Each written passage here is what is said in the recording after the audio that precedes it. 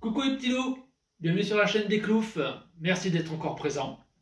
Et puis merci pour vos likes et votre soutien dans les Cloufs.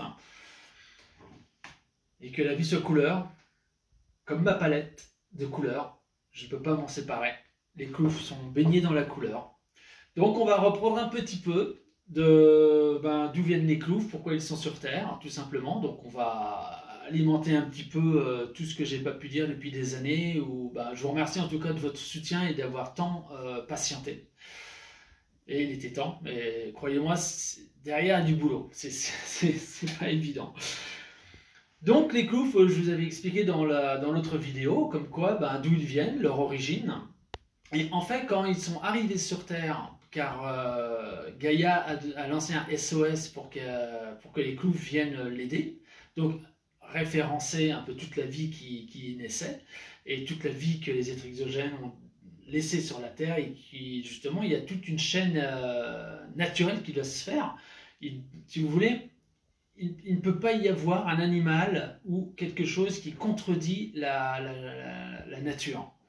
Donc c'est pas évident. Je l'imagine bien qu'à chaque fois, si on amène un animal, puis un autre, il ne faut pas qu'il y en ait un qui bouffe tous les autres, et ainsi de suite. Il y a une chaîne alimentaire qui doit être respectée.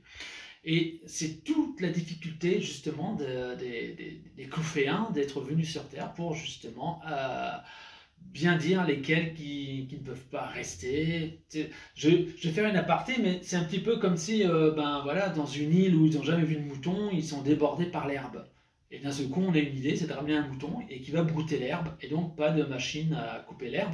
Et donc, on est super content. Seulement, le problème, c'est que si vraiment le mouton, on le laisse sur cette petite île, il va bouffer toute l'herbe et il ne restera plus d'herbe pour les autres animaux. Donc, si vous voulez, il y a une chaîne à respecter. Et dans les Cloufs, justement, il y a des petits messages comme ça où tout est bien, je dirais pas caché, mais c'est des sous-entendus, des petits messages qu'il faut décrypter dans l'élément caché, dans ce que, voilà, c'est très important de voir jusqu'où je peux cacher des petites choses. Donc, ils arrivent sur Terre. Et sur Terre, ils voient tout de suite, ils comprennent qu'effectivement, il y a un souci avec le monde aquatique. Le monde terrestre va bien, tout va bien, tout est nickel et la chaîne est respectée. Par contre, dans tout ce qui est aquatique, c'est différent.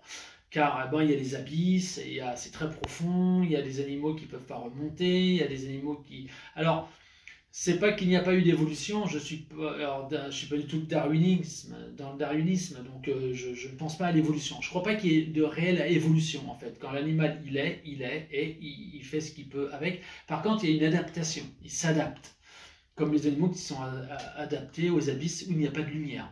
Voyez, voilà. Ça, c'est quelque chose qu'il faut prendre en compte. Et eux, ils l'ont tout de suite vu en fait les Clouféens. Ils l'ont vu et donc ils sont remontés comme ça à la chaîne alimentaire dans la mer.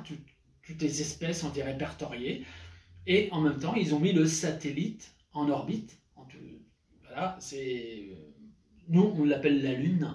Donc, ils ont créé, en fait, ils sont montés dans leur taxi qui est la Lune, ils l'ont amené sur Terre, et ils ont expliqué, en tout cas, à Gaïa, qu'elle va pouvoir aider pour faire les marées, pour faire naître beaucoup d'animaux marins, et les faire adapter à leur environnement.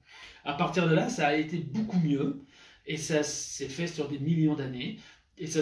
Donc ils ont connu, eux, le tout début, les Cloufs. Ils ont connu le tout début de la planète Terre, quand elle a commencé à émerger, quand les êtres sont arrivés pour déposer, en fait, les animaux et tous les êtres vivants.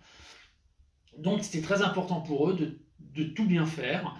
Et une fois que la Lune a été mise sur orbite et que les marées se sont faites et que la vie a commencé à bien naître et que les animaux marins étaient hyper actifs et qu'il y avait de la reproduction, et voilà, une fois que leur travail était terminé et que l'ensemencement de la planète était lancé, eux ils ont répertorié toute la vie et ils sont repartis.